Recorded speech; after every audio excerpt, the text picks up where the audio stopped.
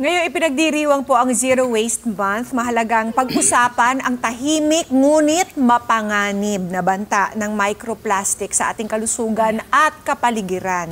Ang microplastics po ay mga maliliit na pirasong plastic na mas maliit pa po sa isang butil ng bigas. Matatagpuan po yan sa ating tubig, hangin at maging sa mga pagkain kinakain natin araw-araw. Ano nga ba ang epekto ng microplastic sa kalusugan at kapaligiran? Para sagutin po ang tanong na yan, ay makasama po natin ang toxic campaigner of Ban Toxics na si Sir Tony Dizon. Good morning, Sir Tony, at welcome back sa Kada Umaga. Good morning, mga Kada. Good morning. Mabuti na lang meron tayong kakamping katulad ninyo na nag-issue ng warning. Last time, we talked about yung mga toxic na toys, di ba po, na nahanap natin sa market. At inabisuhan natin yung ating mga kada kung ano dapat yung mga wag nilang bilhin.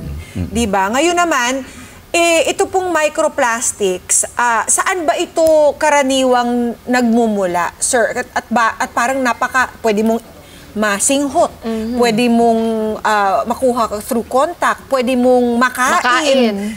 Saan ba ito nahanap? Parang it's everywhere. Tama yan, Miss Pia, no? Alam naman natin, sobrang dami na rin din kasi ng mga iba't ibang klase ng mga gamit natin, kagamitan natin na mga gawa sa plastic.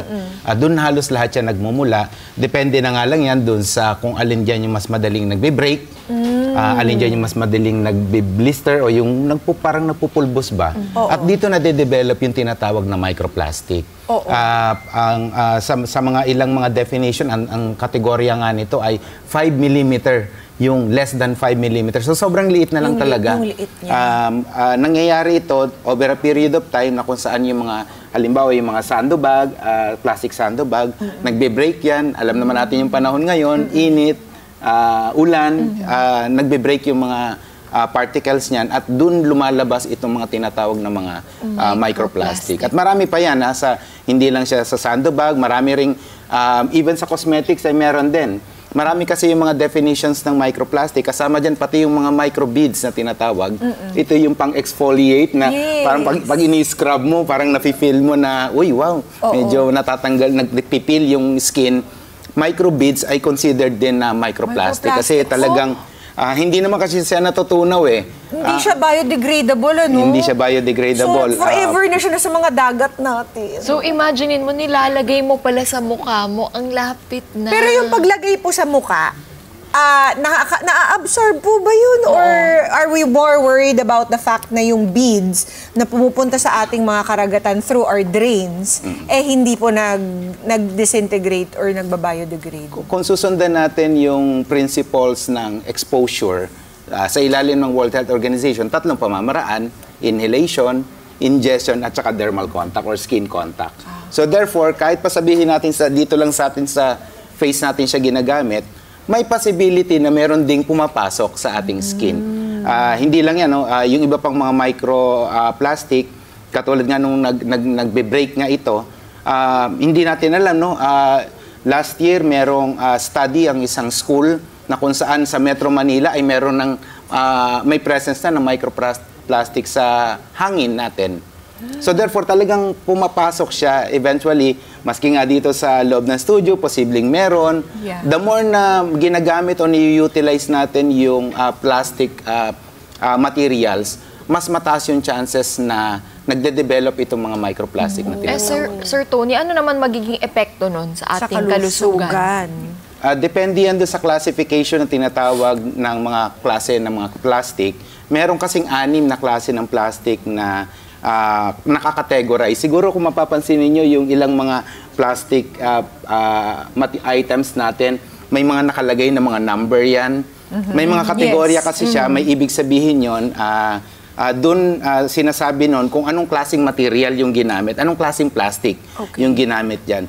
For example, pag yung pinag-usapan natin yung mga water bottle, ang tawag dyan ay PET bottle, di ba? Bakit siya PET? Kasi polyethylene terephtalates ang tawag niyan. Kaya siya PET. Tapos bakit siya number 1? Yung iba iniisip ay baka pwede ko pa itong i-reuse. Malaking, magandang Para nga makabawas tayo doon makabawas tayo doon sa sa disposal.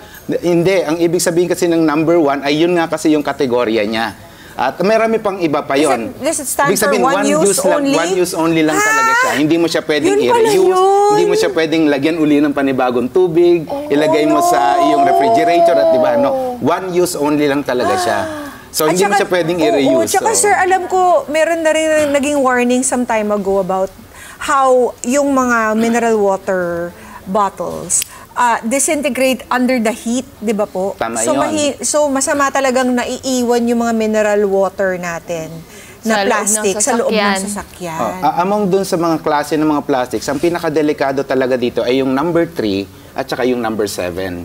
Number 3, ito yung polyvinyl chloride. Ito yung naalala niyo, diniscuss natin sa mga laruan na delikado kasi nga ito yung isa sa pinaglalagyan ng mga iba't ibang klase ng mga chemicals na kung sakaling maging microplastic ito, yan, papasok yan sa ating katawan, dala-dala niyan yung mga klase ng mga chemicals na meron dito sa mga PVC na tinatawag. At saan mo makikita yung mga PVC? Even sa loob ng bahay natin, napakarami.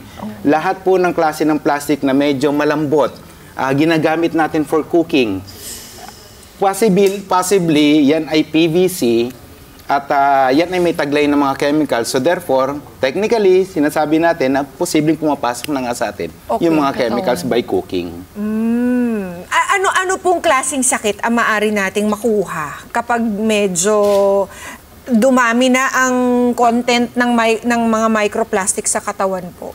Yung pagpasok kasi ng mga microplastic, depende talaga yan dun sa immune system natin, resistensya natin, kalusugan natin.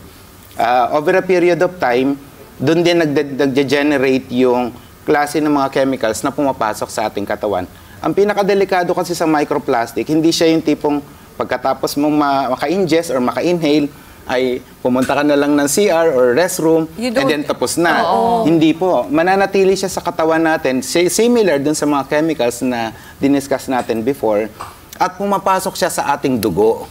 Kaya siya nakaka-circulate sa buong katawan natin, pumupunta siya sa ating mga puso, naapektuhan yung ating respiratory, yung baga natin.